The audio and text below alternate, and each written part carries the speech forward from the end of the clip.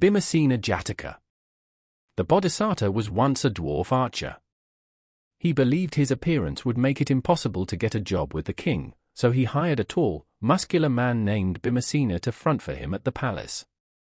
Bhimasena told the king that he was the best archer on the continent, so the king hired him, along with the Bodhisattva, his assistant.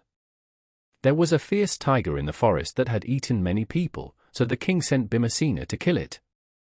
The Bodhisattva told Bhimasena he could do this task by himself if he followed his plan.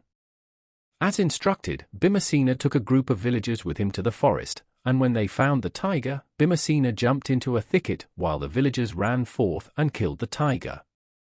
When the tiger was dead, Bhimasena came out with a vine and, feigning anger, told everyone he was going to tie up the tiger and take it back to the king alive.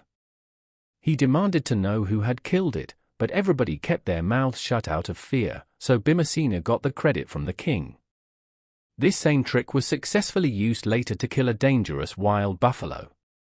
The Bodhisattva and Bhimasena collected hefty rewards from the king both times. Bhimasena grew arrogant over these successes and began to disrespect the Bodhisattva, believing he could now get by on his own. When a rival army besieged the city, the king sent Bhimasena out atop an armored war elephant to lead his troops in battle.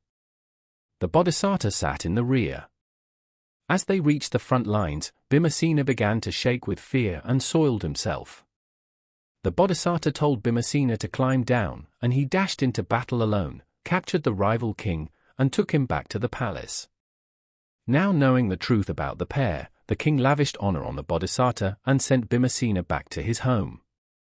In the lifetime of the Buddha, Bhimasena was an earlier birth of one of the Buddha's disciples who boasted about his noble, ultra-wealthy upbringing, saying his family's slaves dressed and ate better than most regular people. It was later discovered that these stories were all lies. When the Buddha heard other disciples discussing how this dishonest disciple had not yet detached himself from desire, he told them this story so they knew that the dishonest disciple had the same bad personality in the past.